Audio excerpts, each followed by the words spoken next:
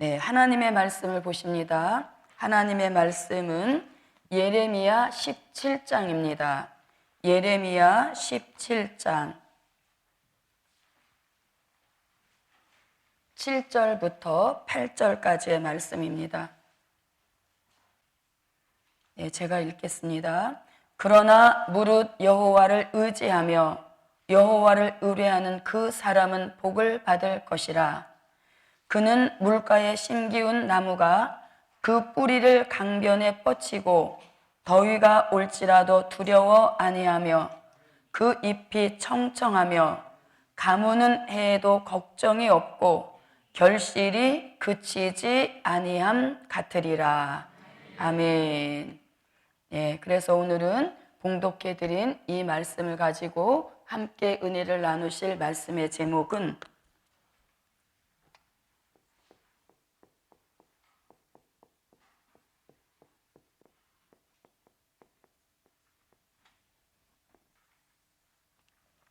네, 오늘 주신 말씀의 제목은 사명자의 푸른 신앙.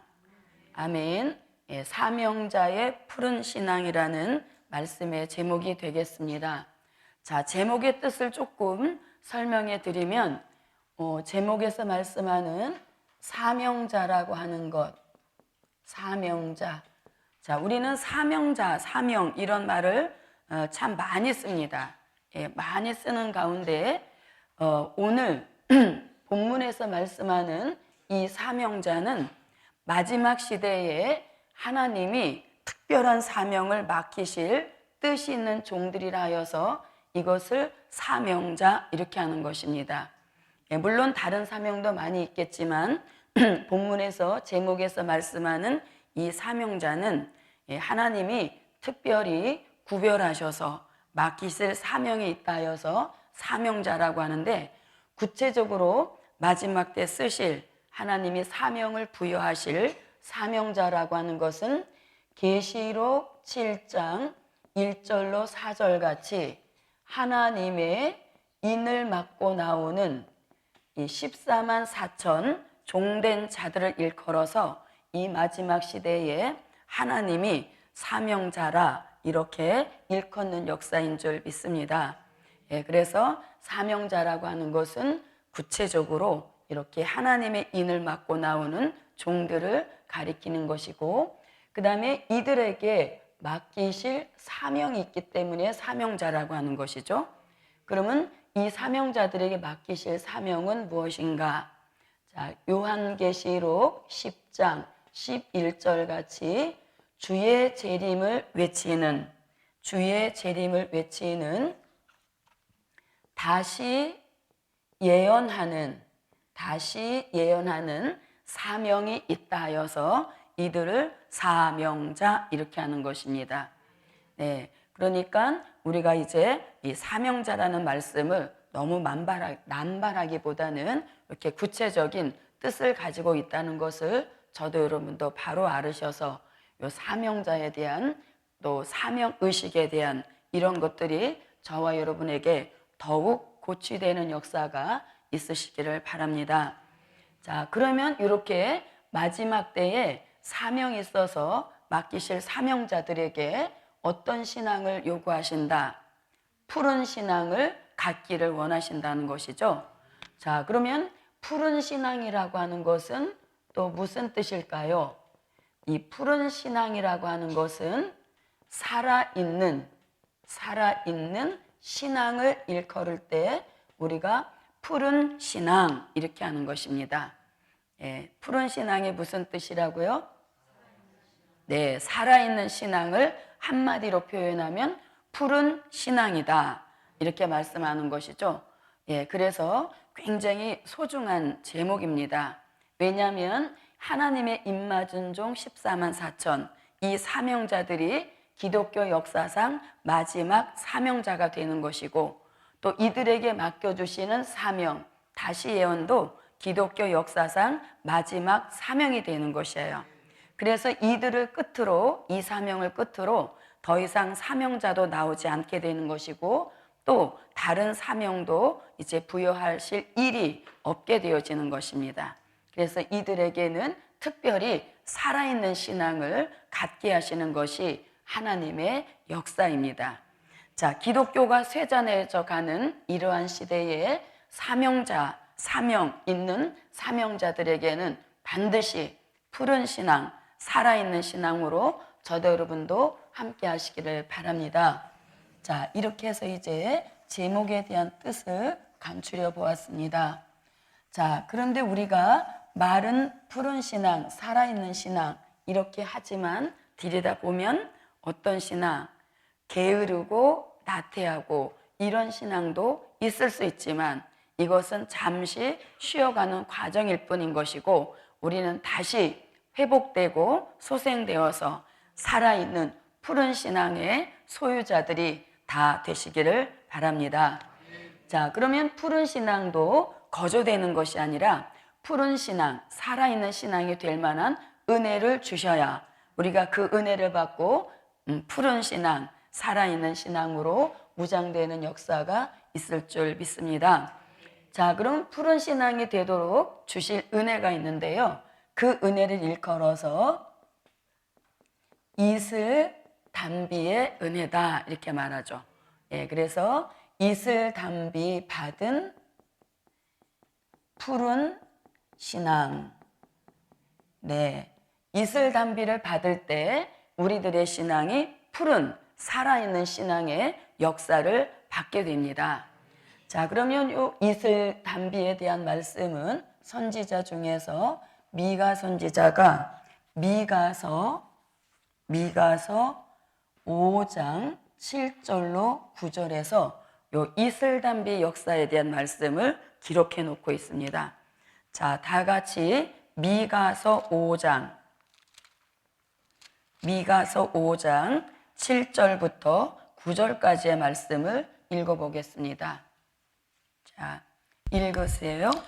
야곱의 남은 자는 많은 백성 중에 있으리니 그들은 여호와에게로서 내리는 이슬 같고 풀 위에 내리는 담비 같아서 사람을 기다리지 아니하며 인생을 기다리지 아니할 것이며 야곱의 남은 자는 열국 중과 여러 백성 중에 있으리니 그들은 수풀의 짐승 중에 사자 같고 양떼 중에 젊은 사자 같아서 만일 지나간즉 밟고 찢으리니 능히 구원할 자가 없을 것이라. 내 손이 내 대적 위에 들려서 내 모든 원수를 진멸하기를 바라노라. 아멘. 네, 그래서 미가 선지자가 여호와에게로서 내리는 이슬 같고 풀 위에 내리는 담비 같은 은혜가 마지막 때 사명 있는 종들에게 부어주시는 은혜라고 이렇게 말씀하고 있습니다. 자, 그러면 우리가 요 이슬 담비 할 때 요 이슬의 축복이 새삼스러운 것은 사실 아닙니다. 이미 우리 믿음의 선조 중에서 이슬의 축복을 받았던 선조들이 있죠. 자, 누가 먼저 받았나요? 야곱이라고 하는 사람이 그 아버지 이삭으로부터 이슬의 축복을 받았죠.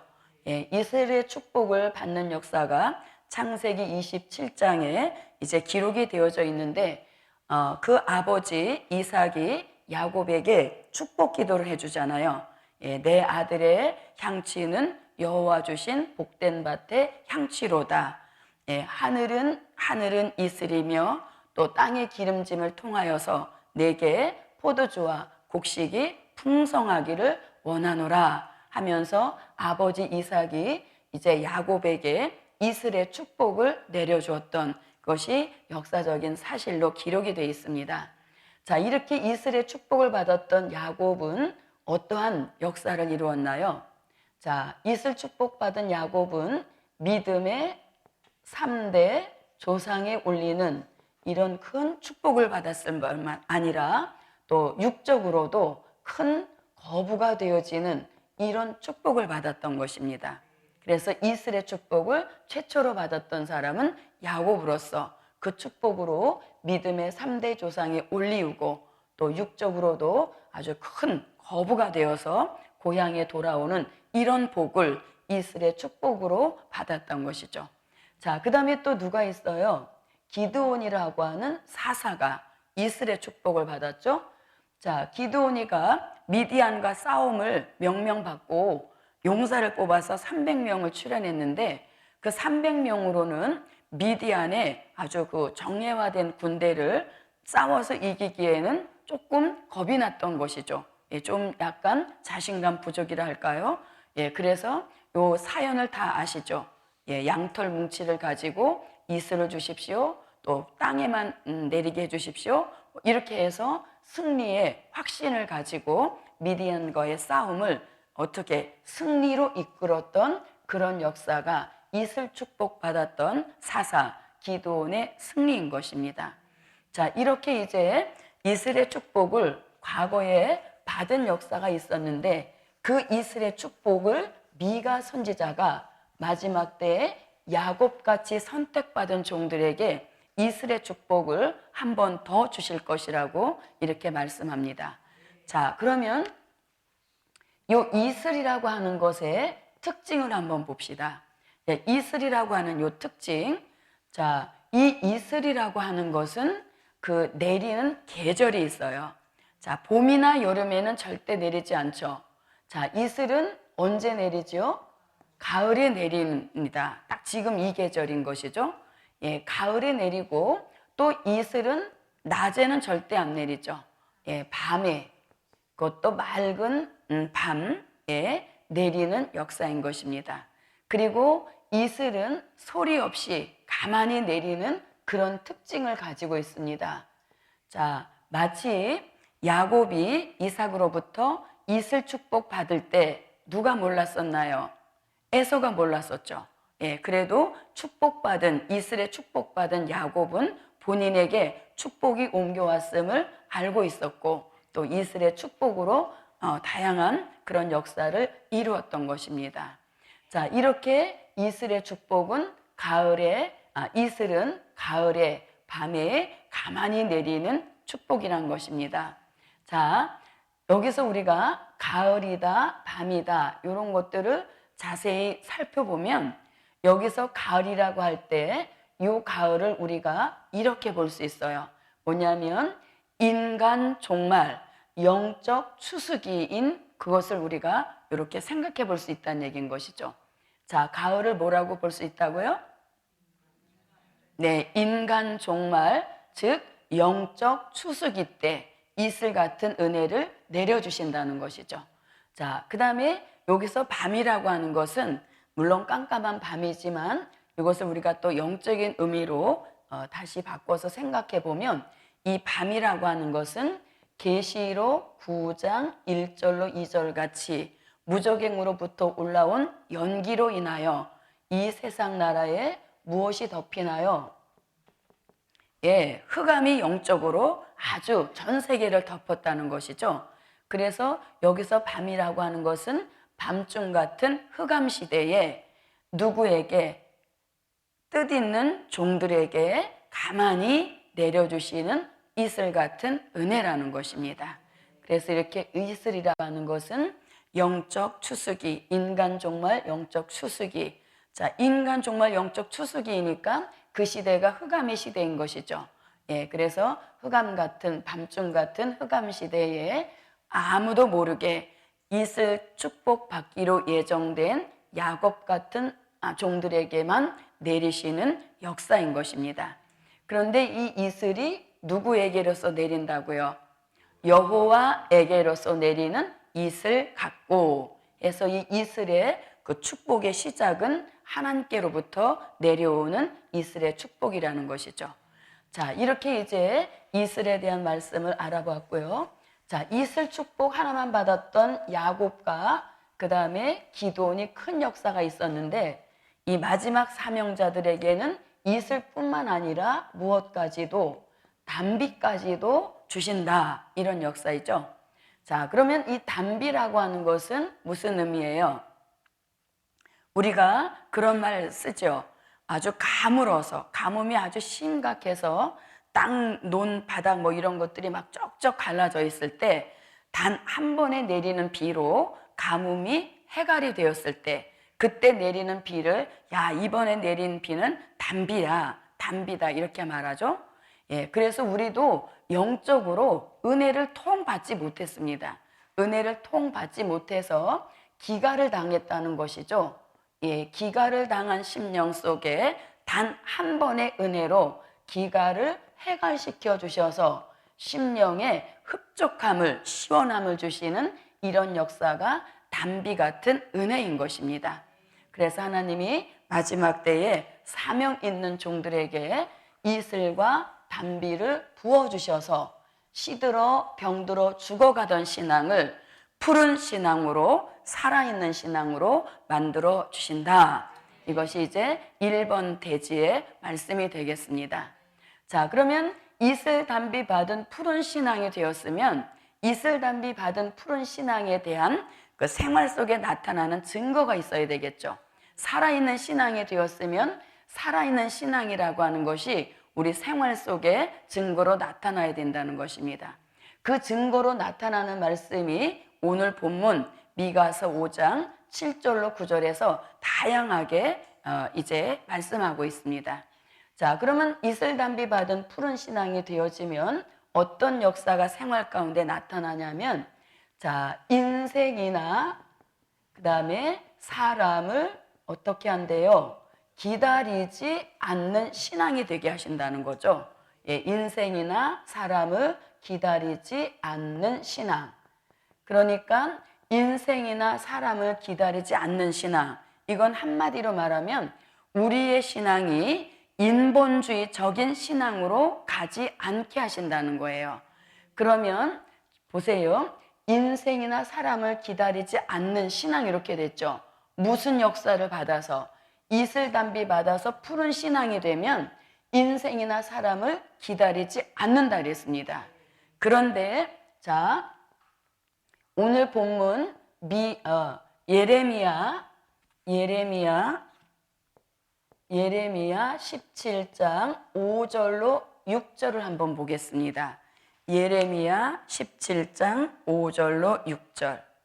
자, 이슬 단비를 받으니까 인생이나 사람을 기다리지 않는 신앙이 되게 하신다 그랬는데, 예레미야 17장 5절로 6절에서는 어떤 사람이 등장이 되어지는가? 자, 찾으셨으면 읽어주세요.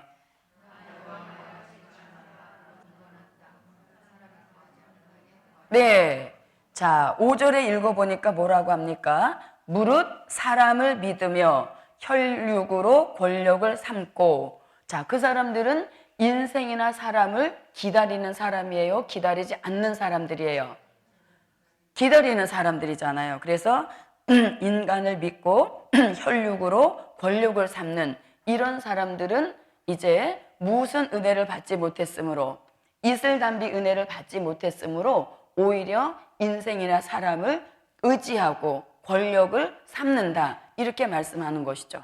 그러나 마지막에 뜻있는 종들에게는 그런 인생이나 또 혈육으로 권력을 삼는 이런 부패한 신앙이 되지 않게 하시려고 이슬과 단비를 부어주셔서 우리의 신앙이 완전히 인생이나 사람을 기다리지 않고 오히려 다시 오마 약속하신 누구를 기다리나요? 네, 재림의 주를 기다리는 이러한 시대에 맞는 신앙을 넣어주시는 역사가 있다. 그런데 이것이 거저되는 것이 아니라 이슬 같은 단비 같은 은혜를 받아서 그 신앙이 살아있는 푸른 신앙이 되므로 이러한 변화가 생활 속에 일어난다는 것입니다. 자, 뿐만 아니라 이슬 단비 받은 푸른 신앙을 가진 사람에게는 자, 그 신앙이 무슨 사자같이, 젊은 사자같이 두려움이 전혀 없는 용사의 신앙을 만들어 주시는 이런 역사를 주신다는 겁니다. 아멘. 네, 그래서 여기서 젊은 사자라고 할 때 이게 나이를 가리키는 것이 아니라 신앙의 열정을 가리키는 것이죠. 그래서 우리가 나이가 20대이지만, 나이는 20대이지만 신앙에 대한 열정은 80이 넘은 이런 사람도 있고, 또 나이가 80이 넘었음에도 불구하고 이 복음에 대한 열심과 열정이 20대를 방불할 만한 이런 사람도 있다는 것이죠. 그래서 이슬과 단비를 받게 되어지면 나이를 초월해서 우리의 신앙에 대한 열심과 열정이 마치 젊은 사자같이 어떠한 두려움도 없이 용사의 신앙으로 무장시켜 주시는 이런 은혜가 무슨 은혜다? 이슬 같고 담비 같은 그런 은혜로 신앙이 살아있는 푸른 신앙이 되어지니까 용사의 신앙으로 하나님이 우리들에게 역사해 주시는 겁니다. 예, 그래서 이게 젊은 사자 같은 용사의 신앙이 되게 하시고 뿐만 아니라 미가서 5장 2절부터 6절까지 있는 무슨 전쟁? 네, 궁이 2개 있는 나라에서 일어나는 민족의 전쟁 때 피해받지 않고 살아남은 자의 축복을 주시는 이런 은혜가 이슬 같고 담비 같은 은혜로서 이런 푸른 신앙 가진 종들에게 살아남은 자의 축복을 주신다는 겁니다. 자, 그러니까 우리가 민족 전쟁 때 피해받지 않고 살아남은 자의 축복을 받으려면 이슬 담비 은혜를 부지런히 구해야 되겠죠.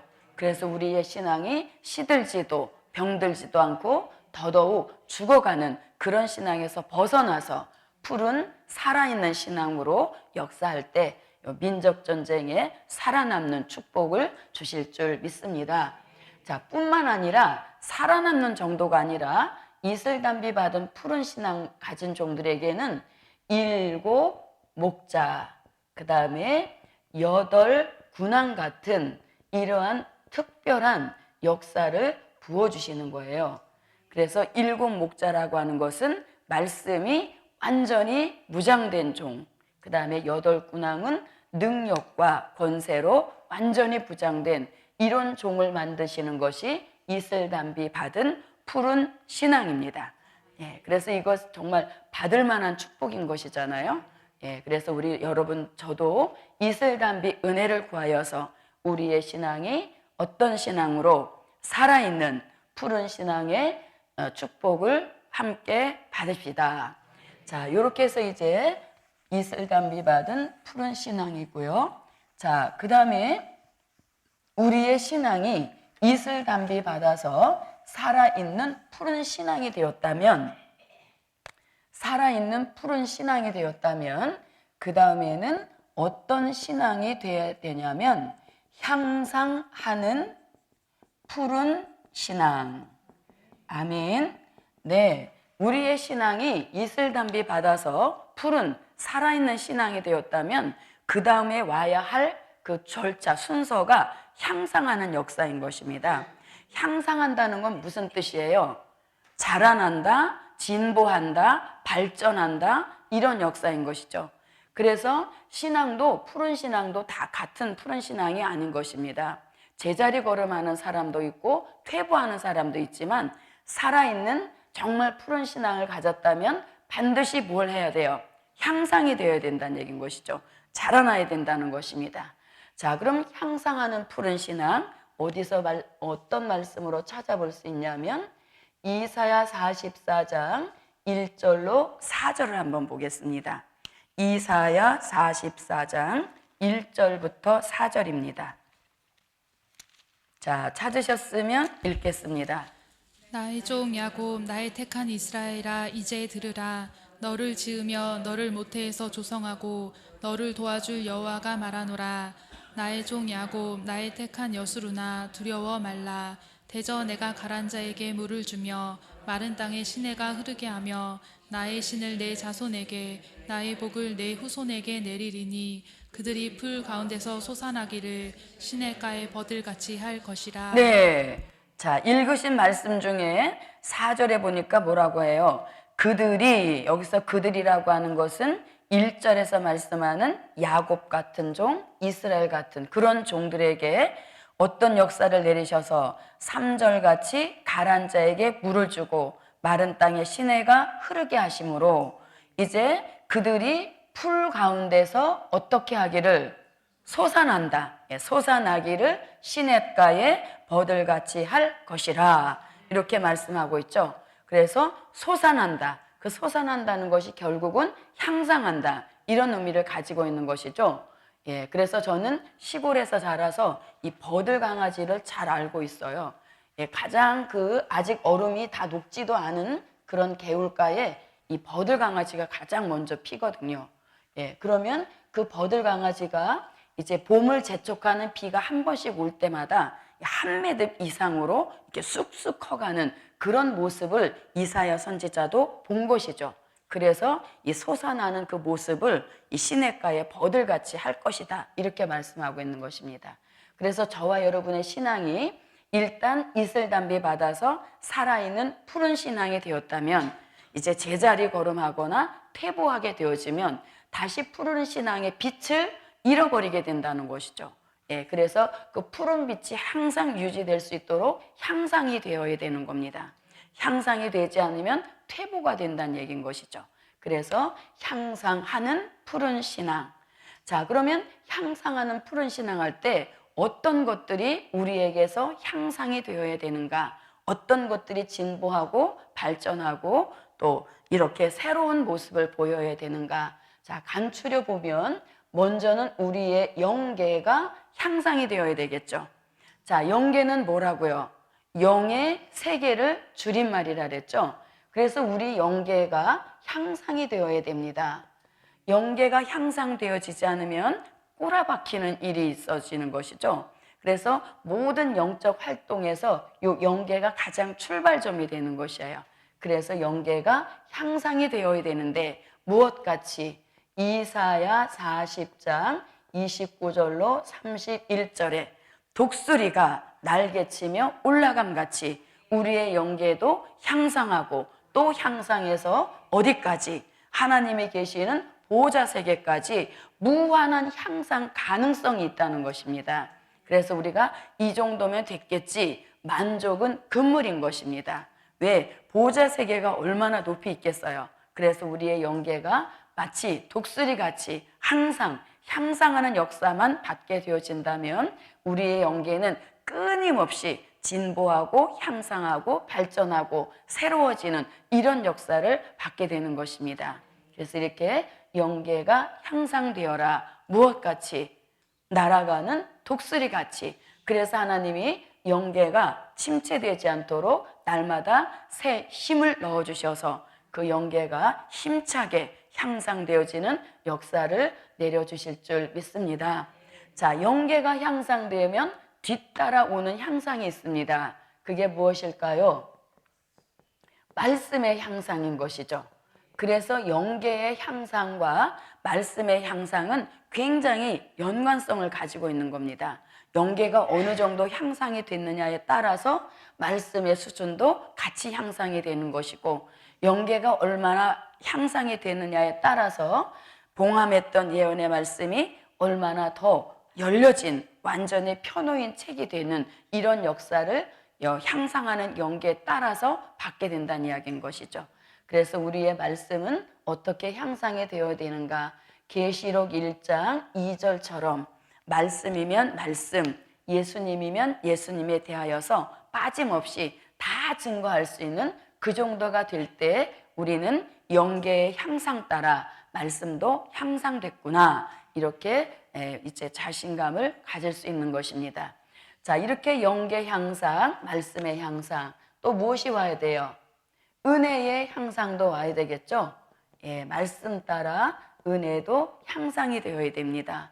자, 우리는 지금까지 보혜사 성령의 역사로 여기까지 왔지만 영계가 향상되고 말씀이 향상되어지면 향상된 수준만큼 은혜도 향상이 되어지는데, 향상된 은혜를 계시록 1장 4절, 계시록 3장 1절, 계시록 4장 5절, 계시록 5장 6절 등에서 무엇은 영? 네, 7영의 은혜 역사, 이것이 바로 향상된 은혜 역사인 것입니다. 자, 또 이제 우리가 향상될 게 참으로 많이 있는데, 자, 간추려 보면 생활의 향상입니다. 생활의 향상. 자, 어떤 생활로 향상이 되어야 되는가? 디모데전서 4장 11절로 12절에 보면 향상, 생활이 향상되어지면 반드시 본이 되는 생활을 하게 된다는 것이죠. 이것이 향상된 생활인 것입니다. 그래서 바울이 디모데에게 믿는 자에게 본이 되라는 5가지 사항을 요구하고 있죠. 자, 5가지 시작. 말과 행실과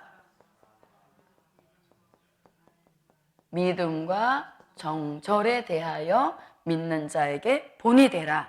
이것이 향상된 생활인 것입니다.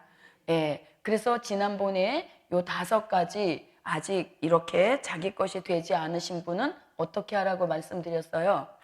본인이 가장 많이 생활하는 곳에다가 써서 붙여놓고 설거지할 때 읽어보고 또 밥할 때 읽어보고 이래서 이것을 자기 것으로 만들자 이렇게 말씀드렸죠. 예, 그래서 이렇게 5가지 역사가 올 때 그 사람이 영계가 향상되고 말씀이 향상되고 은혜가 향상됨으로 생활까지도 향상되는 이런 역사를 받게 된다는 것이죠. 자, 이렇게 되어지면 본이 되는 생활을 하면 고린도 후서 2장 14절로 16절 같이 예수 그리스도의 향기를 날려서 이제는 사람을 살리는 생명의 냄새를 풍기게 하시는 이런 역사가 향상된 생활인 줄 믿습니다. 자, 뿐만 아니라 또 무엇이 향상되어야 되는가? 자, 우리의 체질에도 향상이 와야 되겠죠. 예, 우리의 체질에도 향상이 와야 됩니다. 자, 우리는 물과 성령으로 거듭나서 중생체인데 이제 체질이 향상되어지면 어떤 체질이 되어지나요? 변화체가 되어지는 것이죠. 예, 중생체에서 향상된 체질이 바로 변화체인 것입니다. 그래서 고린도전서 15장 51절로 54절 말씀에 보니까 죽을 몸이 죽지 않고 썩을 몸이 썩지 않는 몸으로 변화하리니, 그래서 그렇게 변화된 몸을 변화체라고 하는 것입니다. 그래서 이렇게 향상하는 푸른 신앙이 되어지면 이 외에도 향상되어질 것이 많이 있지만 추려볼 때 영계가 향상되어서 독수리같이 보좌 3개까지 매일같이 향상이 되어지고 또 말씀의 향상, 은혜의 향상, 생활의 향상, 체질의 향상 이런 것들이 뒤따라오는 향상하는 푸른 신앙의 축복을 저도 여러분도 함께 받읍시다. 네, 이렇게 이제 향상하는 푸른 신앙. 예, 너무 좋은 말씀이죠. 네, 자, 이런 말씀이 어디서 나왔겠습니까? 네, 자, 3번째. 오늘 제가 이렇게 드리는 말씀이 좀 시답지 않다 그러시는 분들은 서울쌤이나 89차에 이게 그대로 있는 거예요. 예, 근데 저는 짧은 시간에 이렇게 말씀을 옮겨 드리는 것입니다. 옮겨 드리더라도 주의 종에게 역사해 주신 그 은혜가 우리들에게도 동일하게 함께 하실 줄 믿습니다.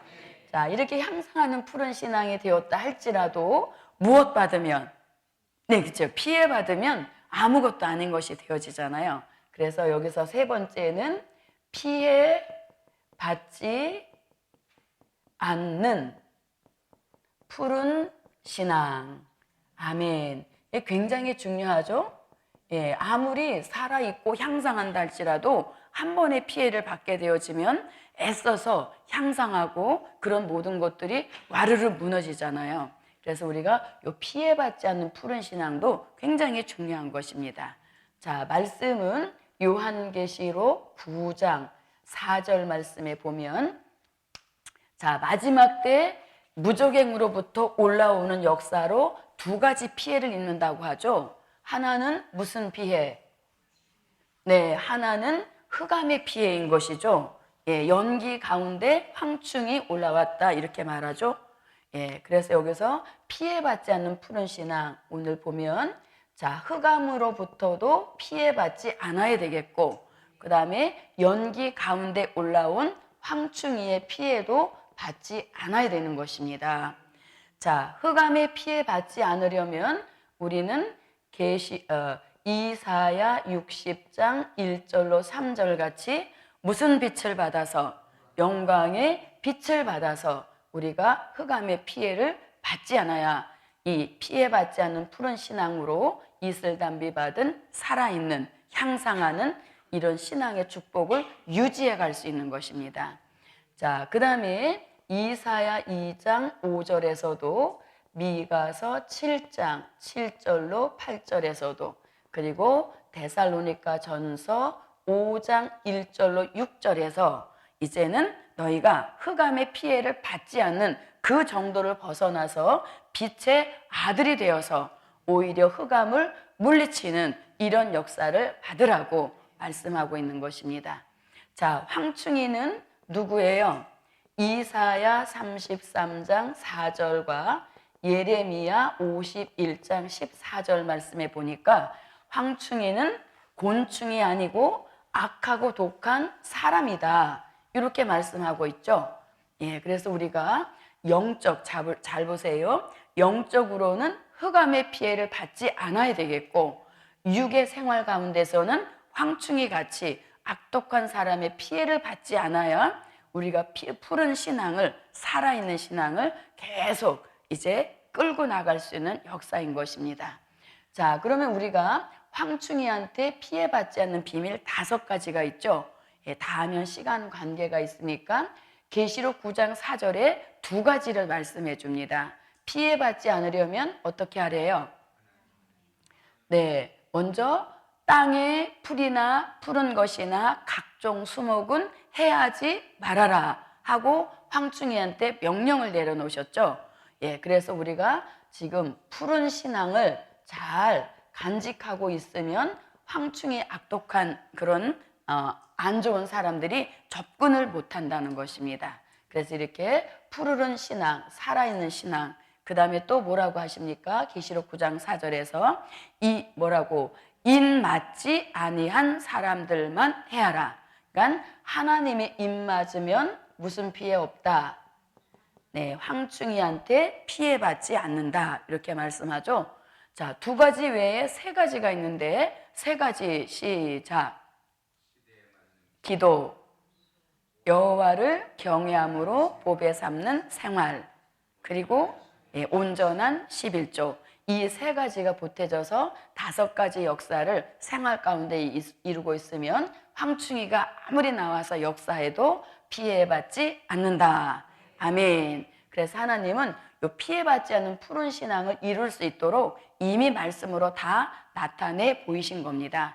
그래서 사명 있는 종들에게는 비밀의 말씀이지만 공개하셔서 푸른 신앙, 살아있는 신앙에 금가지 않도록 이렇게 피해받지 않는 길도 예비해 놓으신 것이죠. 자, 이렇게 이제 피해받지 않는 푸른 신앙. 자, 첫 번째는 무슨 신앙이었고요? 이슬 담비 받은 푸른 살아있는 신앙.